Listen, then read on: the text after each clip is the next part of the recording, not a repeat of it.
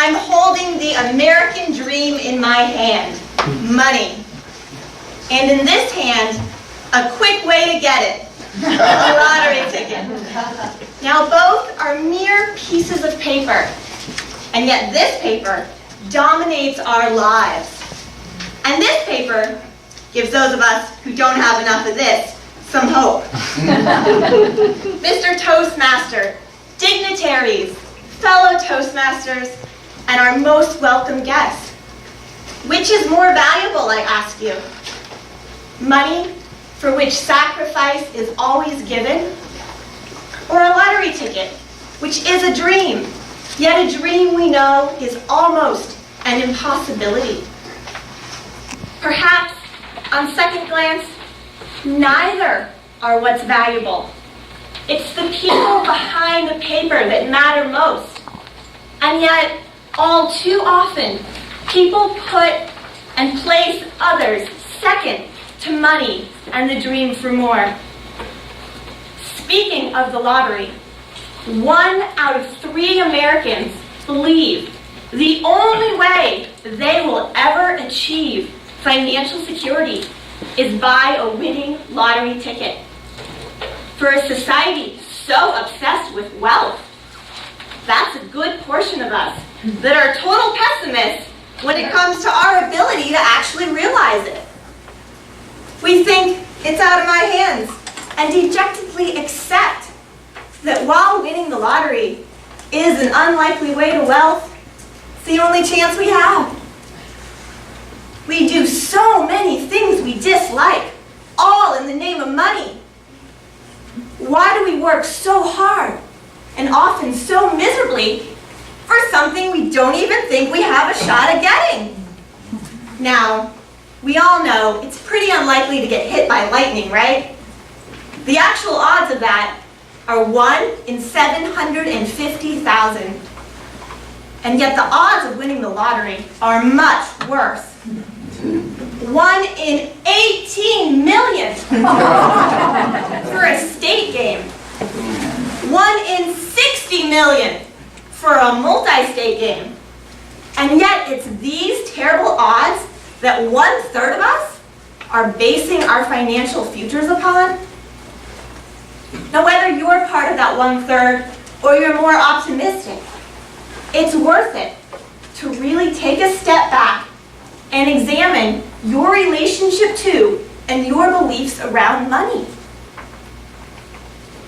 Now, of those that do win the lottery, 70% squander away their winnings or actually go into debt just a few years after winning. Now, some of that is just poor money management, but a lot of it has to do with our self-defeating ideas about money. Now, we shouldn't beat ourselves up about our fixation with money. We live in a society where money is forefront, where celebrities are famous for nothing but being rich, where our government trades money like we are playing a game of Monopoly, and where we are always scared that we're going to be that next economic horror story. Now, if we chronic lottery ticket buyers just fully embraced letting our fiscal fate be determined by random chance, that would be one thing. But our mindset and our actions are contradictory. We work as if what we are doing is going to get us somewhere we inherently believe it's impossible for us to reach. Every day we're busting our butts for an impossibility. No wonder we're frustrated in our lives and our jobs. Now, when you have a job, it's virtually impossible to walk away from it.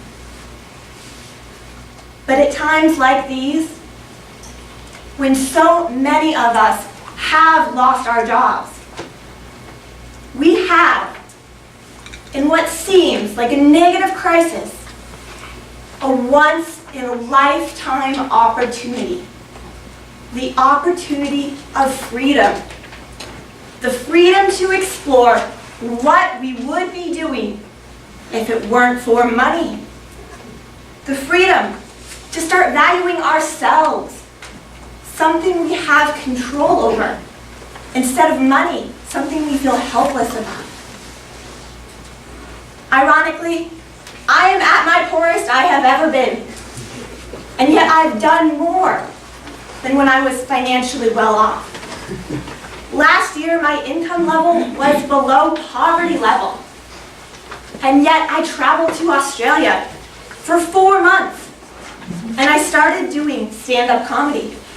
But most importantly, I can actually call myself happy. Now, will my stand-up comedy make me a rich and famous comedian? Probably not. Although the odds are certainly better than my winning the lottery. And for the first time, I'm doing something simply because I like to do it. We are raised that our actions are not valuable unless they pay off in money. So we do things we don't like for a payoff and abandon those that we love because there doesn't seem to be any profit.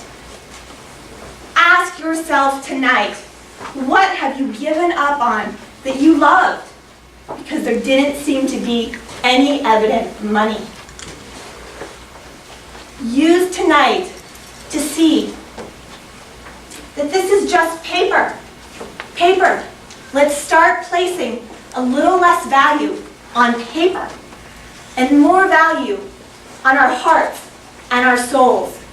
You cannot afford not to.